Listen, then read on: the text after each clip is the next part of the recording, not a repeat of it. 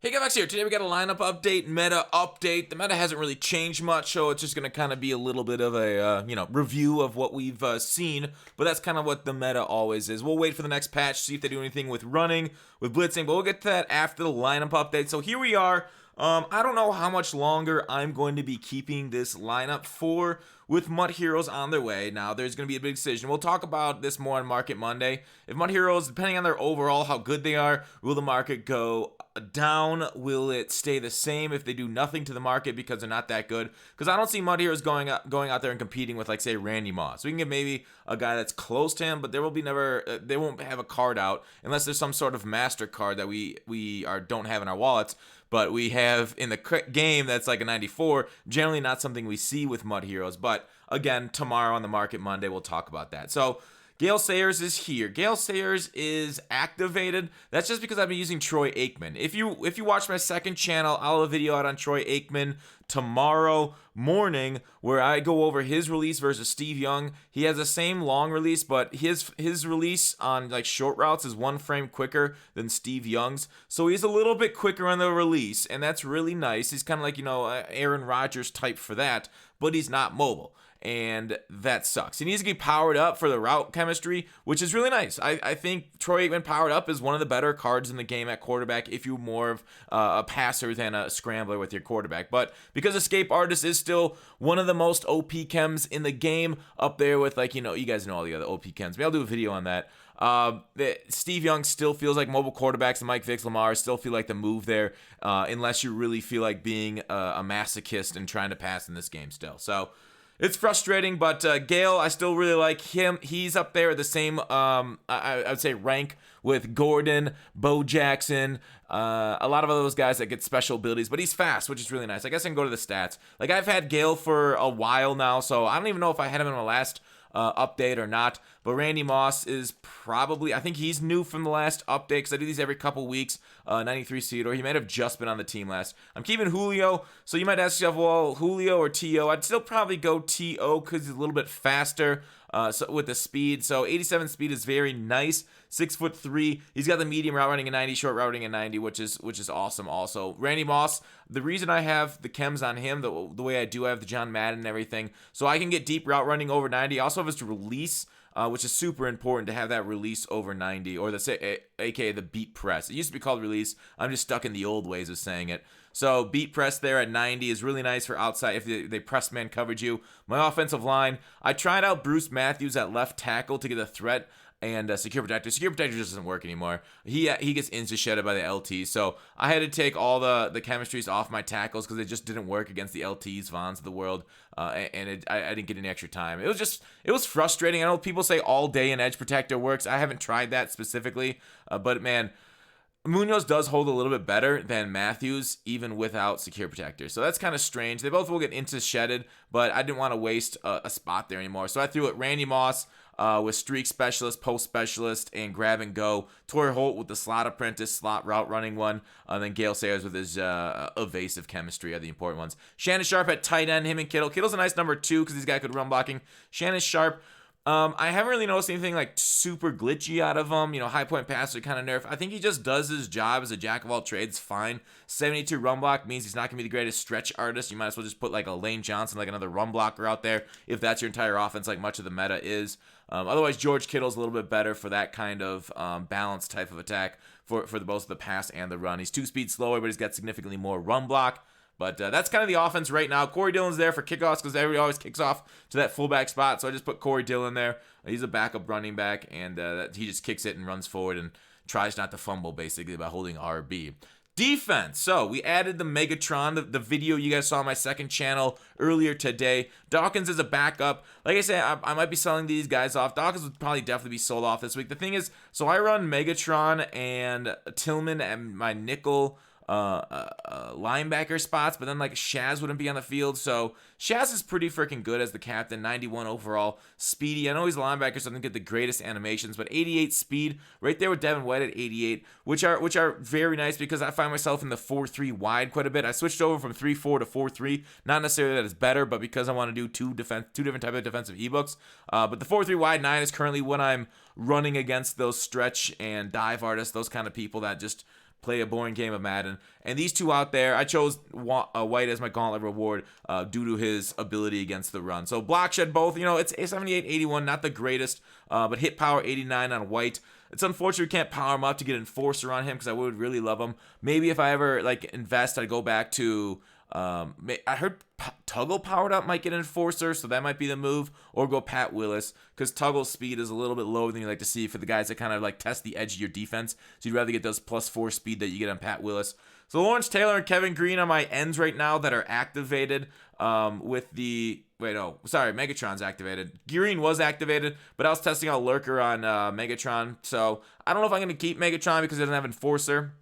If you had Enforcer, he'd be a definite keep, but I might go back and just user Tillman because Tillman does get Enforcer and the user ability Lurker, and then make him into somebody else with Enforcer because basically you got to stop the run first. Lawrence Taylor's out there as like at least one pass rusher. If I ever run into a guy that's passing against me, at least I have one guy rushing the passer, although it's easier to double team one guy than it is against two pass rushers. So there's unfortunately no pass rushing skills that also get Enforcer, so there's no guaranteed guy. I think Kevin Green's next card will get at 95 overall, but Tuggle, White, Shad. So we're kind of in like a transition period. I don't like Green for this meta because his block shed's only 83. So maybe switching to somebody in my 4-3 wide 9 that has higher block shed, like a Howie Long at left end. I got Peppers here, but I'm playing Peppers out of position whenever I get into the 4-3 wide 9. I'm putting like either outside linebacker. He's got 86 block shed with the run stuff chem up 1, which is good, not great. 6-7, not as much of a difference maker as I'd hoped. But, like, he just does what he does, right? Because we don't get those lurking animations at 6-7 this year without Lurker. He isn't, like, God tier, but he's good enough as a user, if that makes sense. So, he's fine. Might be one I sell off here in the next week. Reggie White, Henderson, Lawrence there. Lawrence, if you just activate him, he's a menace off the edge too, but he's not activated for me. So, my defensive line's kind of, like, there. Lawrence Taylor's the pass rusher. These guys I just hope to stop the run with. Champ Bailey I got. Champ Bailey played really well for me. You'll see a video of him on my second channel in a couple days of his ability to kind of like move. Zones are playing like outrageous right now. Like zones don't even have to be looking at the ball for them to react. They're playing like they're not as good as 18, but they're pretty freaking close to 18 quality of zones, especially with the pass rush that's coming in right now. So makes it really hard to cut play offense, at least throw the ball because of how wild zones are. So Slay versus Champ. It's pretty close. It is very close. Slay does have I got the bull chemistry on him to give him the extra speed, the brawler chemistry. Man coverage, Champ plays a little bit better. Slay's a little better in zone. Do I notice a big difference between the two? No, not at all. Really haven't seen too much. They both played phenomenal out there at corner because just that's the way corners play now with the way they patched it a couple patches ago. Seahorn, Willie Brown are there too. Willie Brown's always a great press corner. The thing is, when I run my man coverage, so I press down on my man coverage, but then I shade over the top, so then I actually get the press animation. So even though he has 90 press, which is really needed for like press wins, super wins, I don't actually do that because I don't want to get beat over the top at all because not all my guys have 90 press, so there's really no reason for me to press. And I just shade over the top so I don't get beat over the top. Then I can try and lurk underneath with my user and other players right there. So there's the D-line. And there's the cornerback, safety, Tillman right there. Tillman, you guys know. For those who haven't done, is an absolute game changer. He's got Enforcer, Lurker, 98 play rec.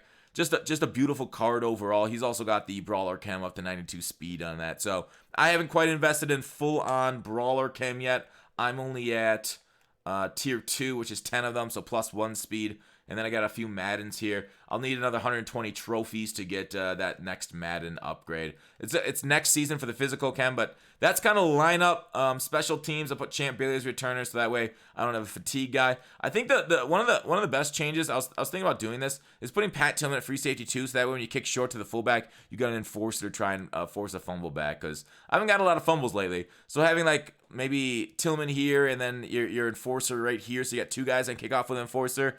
Not a bad idea at all. So those kind of the special team, specialists kind of team. McCaffrey I got from the House Rules reward. All right, so let's go through the meta right now. Let's do defense, I think, first.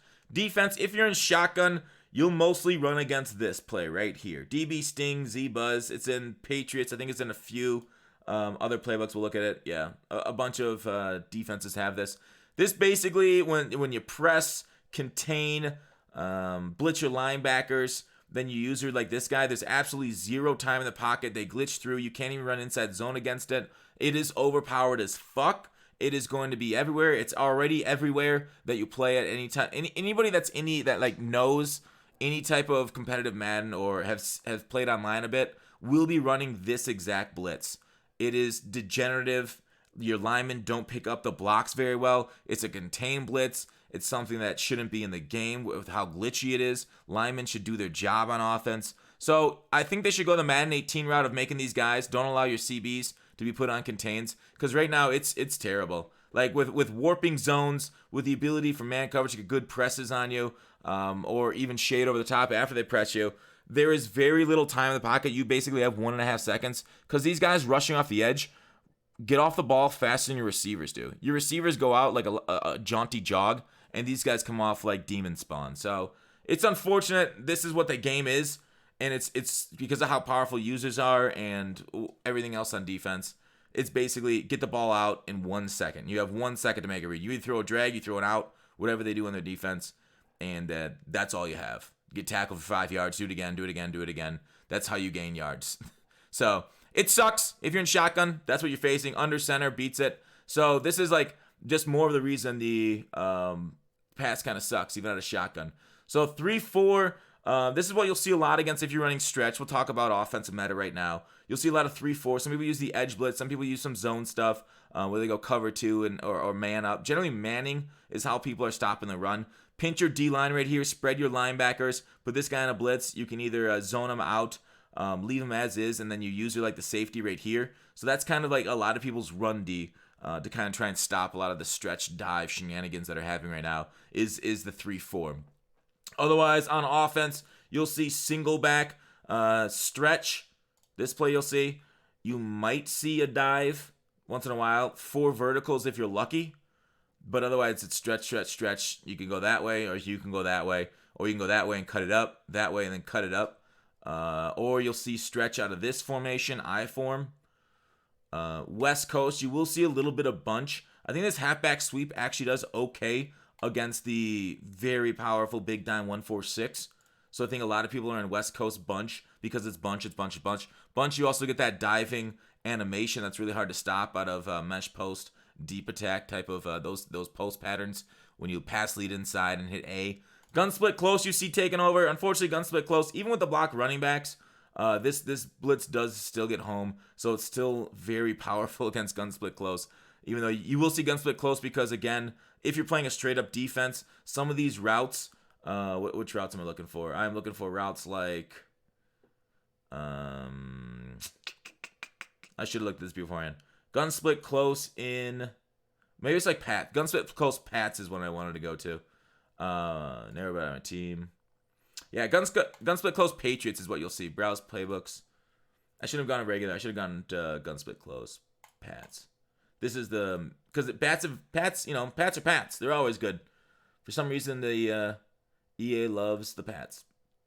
So this route right here, PAY shot, streak, is pretty good, gets pretty vulnerable spots. X-ray trail, you'll see a ton, and then the classic halfback wheel. So you see a little bit of split close. A lot more people in split close lately, it feels like, than we've seen the previous to this. And then, yeah, obviously you have a trips tight end, but I've been through trips tight end. So that is it for the update and meta update.